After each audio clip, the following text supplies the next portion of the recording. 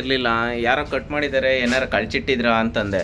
ಅದಕ್ಕೆ ಇಲ್ಲ ಸ್ವಾಮಿ, ಊರಿಗೆ ಹೋಗಿದ್ವು, ರಜಾ ಇತ್ತು, ಹಾಗಾಗಿ ಬಂದು ಈಗ ನೀರಿಲ್ಲ ಅಂತ ಆನ್ ಮಾಡೋಣ ಅಂತಂದರೆ ಮನೆಗಳ ಹತ್ರ ಹಾಕಿರ್ತಕ್ಕಂಥ ಕೇಬಲ್ನೂ ಸಹ ಬಿಡ್ತಾ ಇಲ್ಲ. ನೋಡ್ತಾ ಇರ್ಬೋದು. ಹಾಯ್ ಹಲೋ ನಮಸ್ತೆ ಸ್ನೇಹಿತರೆ, ನಾನು ನಿಮ್ಮ ಸ್ವಾಮಿ ತುಮಕೂರು. ಇವತ್ತೊಂದು ಕಸ್ಟಮರ್ ಮನೆಗೆ ಬಂದಿದೆ, ಮೋಟ್ರೇನೋ ಓಡ್ತಾ ಇಲ್ಲ ಅಂತ. ಏನು ಅಂತಂದರೆ ಹಳ್ಳಿ ಸೈಡಲ್ಲಿ ಆಗೋದನ್ನು ನೋಡಿದ್ದೆ, ಸಿಟಿ ಸೈಡಲ್ಲೂ ಈ ರೀತಿ ಮಾಡ್ತಾರೆ ಅಂತ ಅಂದರೆ ಒಂದು ಸೋಜ್ಗ. ನೀವು ನಂಬ್ತಿರೋ ಬಿಡ್ತಿರೋ, ಇವತ್ತು ಒಂದು ಸ್ಟಾರ್ಟರ್ ಬಾಕ್ಸನ್ನು ನೋಡಿ, ಸ್ಟಾರ್ಟರ್ ಬಾಕ್ಸನ್ನು ಚೆಕ್ ಮಾಡೋಣ ಅಂತ ಬಂದೆ. ನೋಡಿದ ತಕ್ಷಣ ಕೇಬಲ್ ಇರಲಿಲ್ಲ, ಯಾರೋ ಕಟ್ ಮಾಡಿದ್ದಾರೆ, ಏನಾರು ಕಳ್ಚಿಟ್ಟಿದ್ರ ಅಂತಂದೆ. ಅದಕ್ಕೆ ಇಲ್ಲ ಸ್ವಾಮಿ, ಊರಿಗೆ ಹೋಗಿದ್ವು, ರಜಾ ಇತ್ತು, ಹಾಗಾಗಿ ಬಂದು ಈಗ ನೀರಿಲ್ಲ ಅಂತ ಆನ್ ಮಾಡೋಣ ಅಂತಂದರೆ ಆ ಮೋಟ್ರಲ್ಲಿ ಇರ್ತಕ್ಕಂಥದ್ದನ್ನು ಆನ್ ಮಾಡಿದ್ರೆ ಇರೋ ನೀರೆಲ್ಲ ಒಡ್ಕೊಂಬಿಟ್ಟಿದ್ದಾರೆ. ಬೋರಿಂದ ಒಡ್ಕೊಳೋದಕ್ಕೆ ಮೇಲ್ಗಡೆನೇ ಈ ಥರ ಕೇಬಲ್ನ ಬಿಟ್ಕೊಂಡಿದ್ರಂತೆ. ಸುಮಾರು ಒಂದು 20-25 ಮೀಟ್ರು ಎಲ್ಲ ಫುಲ್ ಬುಡಕ್ಕೆ ಇಷ್ಟಿಷ್ಟುದಕ್ಕೇ ಕಟ್ ಮಾಡ್ಕೊಂಡು ತೊಗೊಂಡೋಗ್ಬಿಟ್ಟಿದ್ದಾರೆ. ಎಂಥ ಪರಿಸ್ಥಿತಿ ಬಂದ್ಬಿಟ್ಟೈತೆ ಅಂದರೆ, ಏನೇ ಸೇಫ್ಟಿ ಮಾಡಿದ್ರು ಕಳ್ಳರು ಕದಿಯೋದನ್ನು ಬಿಡಲ್ಲ ಅಂತ ಅಂತಾರಲ್ಲ, ಹಾಗೆ ನೋಡ್ತಾ ಇರ್ಬೋದು ನೀವು.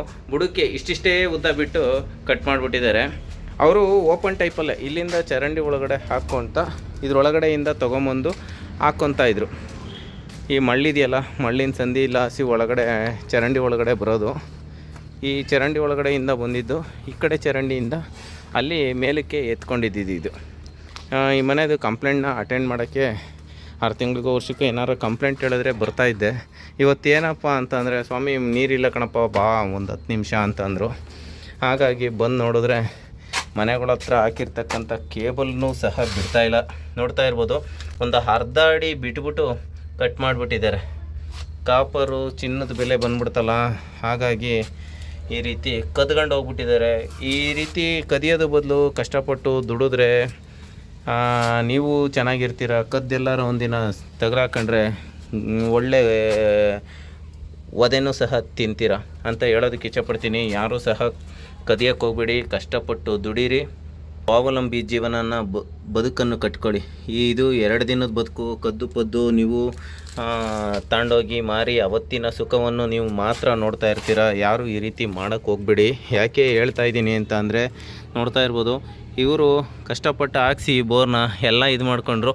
ಸುಮಾರು ಒಂದು 20 ಮೀಟ್ರು ದೂರ, 20-25 ಮೀಟ್ರು ಕೇಬಲ್ನ ಇಷ್ಟುದ್ದ ಕಟ್ ಮಾಡಿಬಿಟ್ಟು ಬಿಟ್ಬಿಟ್ಟಿದ್ದಾರೆ. ಈಗ ಅವರ ಓನರ್ಗೆ ಫೋನ್ ಮಾಡಿ ಹೇಳಿದೆ, ಮನೇಲಿ ಅಮ್ಮ ಇದ್ದಾರೆ, ಅಮ್ಮನ ಮಗನಿಗೆ ಹೇಳಿದೆ, ಅಣ್ಣ ಹಿಂಗೆ ಬುಡಕ್ಕೆ ಕೇಬಲ್ನ ಕಟ್ ಮಾಡಿಬಿಟ್ಟಿದ್ದಾರೆ ಅಂತ. ಅದಕ್ಕೆ ದಾರ ಕೆಳಕ್ಕೆ ಹೋಗ್ಬಾರ್ದು ಅಂತ ಅಂದ್ಬಿಟ್ಟು ಕೇಬಲ್ಗೆ ಇದು ತುಂಬ ಶೇಕಿದೆ ನೋಡಿ, ಕೆಳಕ್ಕೆ ಕಳಿಸ್ಕೊಂಡು ಬಿದ್ದೋಗ್ಬಿಟ್ರೆ ಒಳಗಡೆ ಹೊಲ್ಟೋಯ್ತು ಅಂದರೆ ತುಂಬ ರಿಸ್ಕಾಗಿ ಹೋಗ್ಬಿಡುತ್ತೆ. ಹಳೆ ಮೋಟ್ರು ಬೇರೆ ನೋಡಿ. ಈ ರೀತಿ ದಾರನ ಕಟ್ಟಿದ್ದೀನಿ. ಅವರು ವೈರು ತಂದು ಕೊಟ್ಟಾದ್ಮೇಲೆ ಇದನ್ನು ಜಾಯಿಂಟ್ ಹಾಕ್ಬಿಟ್ಟು ನಾನು ಇದನ್ನು ವೈರ್ನ ಜಾಯಿಂಟ್ ಹಾಕಿ ಕೊಡಬೇಕು. ಈಗ ಅಲ್ಲಿವರೆಗೂ ಏನು ಮಾಡಬೇಕು, ವೈರ್ನ ಅವರೇ ತತ್ತೀನಿ ಅಂದಮೇಲೆ ಅವ್ರಿಗೆ ಬಿಟ್ಬಿಡ್ಬೇಕು. ಹಾಗಾಗಿ ಕೆಳಕ್ಕೆ ಜರುಗ್ದಲ್ಲೇ ಇರಲಿ ಅಂದ್ಬಿಟ್ಟು ಈ ವೈರ್ನ ಇಲ್ಲಿಗೆ ಕಟ್ಟಿ ಬಿಟ್ಟಿದ್ದೀನಿ. ಅರ್ಧ ಅಡಿ ನಾರ ಬಿಟ್ಟವನೇ, ಪೂರ ಬುಡಕ್ಕೇನಾರ ಕಟ್ ಮಾಡಿದರೆ ಹೆಂಗೆ ಕತೆ, ತಿರ್ಗಾ ಎತ್ತಿ ಬಿಟ್ಟು ಜಾಯಿಂಟ್ ಹಾಕಿ ಮಾಡಬೇಕಾಗಿ ಬರುವಂಥ ಸನ್ನಿವೇಶ ಇರುತ್ತೆ.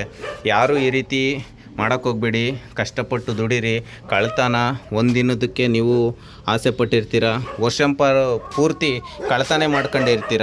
ಯಾರೂ ಆ ರೀತಿ ಕಳ್ತನ ಮಾಡೋಕ್ಕೋಗ್ಬೇಡಿ ಅಂತ ಹೇಳೋದಕ್ಕೆ ಇಚ್ಛೆಪಡ್ತೀನಿ. ಕಳ್ತನ ಮಾಡಬಾರದು, ಕಾನೂನು ಬಾಹಿರ.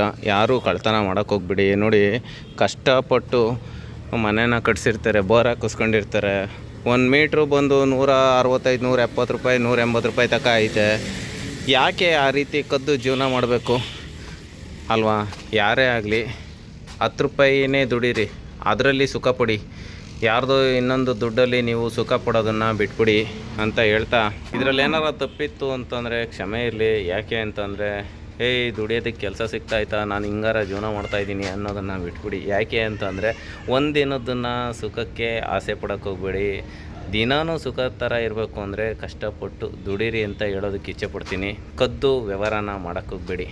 ಹಾಗಾಗಿ ನೋಡಿ, ಇವತ್ತು ಇಲ್ಲಿ ಕಟ್ ಮಾಡಿರೋದು ವೈರ್ನ ಬೇಜಾರಾಗಿ ಹೋಗುತ್ತೆ. ನಾನಿವತ್ತು ಒಳಗಡೆಗೆ ಕರ್ಕೊಂಡು ಹೋಗ್ತಾಯಿದ್ದೀನಿ. ಇಲ್ಲಿ ಆಂಟಿ ಕೂತಿದ್ದಾರೆ, ವಯಸ್ಸಾದವರು ಇರ್ತಾರೆ, ಮೋಟ್ರು ಆನ್ ಮಾಡಿಕೊಂಡು ತೊಟ್ಟಿಗೆ ನೀರು ಬಿಟ್ಕೊಳ್ಳೋಣ ಅಂತ ಅಂತಾರೆ. ತೊಟ್ಟಿಲಿ ಒಂದು ತೊಟ್ಟು ನೀರಿಲ್ಲ. ವಯಸ್ಸಾದವರೆಲ್ಲ ಏನು ಮಾಡ್ಬೇಕು ಹೇಳಿ ಅಲ್ವಾ? ಯಾವತ್ತೇ ಆಗಲಿ 10 ರೂಪಾಯಿನೂ ನಿಯತ್ತಿಂದ ದುಡೀರಿ. ಈ ರೀತಿ ಕದ್ದು ಪದ್ದು ಜೀವನನ ಮಾಡೋಕ್ಕೆ ಹೋಗಬೇಡಿ ಅಂತ ಹೇಳೋದಕ್ಕೆ ಇಚ್ಛೆಪಡ್ತೀನಿ. ಈ ಮಾಹಿತಿ ಏನಾರ ಇಷ್ಟ ಆಯಿತು ಅಂದರೆ ಹಾಗೆ ಸಬ್ಸ್ಕ್ರೈಬ್ ಮಾಡ್ಕೊಳ್ಳಿ, ಲೈಕ್ ಮಾಡಿ, ಒಂದು ಕಮೆಂಟ್ ಮಾಡಿ ನೋಡಿ. ಹಾಗಾಗಿ ಏನಕ್ಕೆ ಹೇಳ್ತಾ ಇದ್ದೀನಿ ಅಂತಂದರೆ, ಈ ರೀತಿ ಕದ್ದು ಜೀವನ ಮಾಡೋಕ್ಕೆ ಹೋಗಬೇಡಿ ಅಂತ ಮತ್ತೊಮ್ಮೆ ಹೇಳ್ತಾ ಇದ್ದೀನಿ. ಎಲ್ಲರಿಗೂ ಈ ಮಾತು ನಿಮ್ಗೆ ಇಷ್ಟ ಆಯಿತು ಅಂದರೆ ಒಂದು ಕಮೆಂಟ್ ಮಾಡಿ. Thank you. ಜೈ ಗುರುದೇವ್.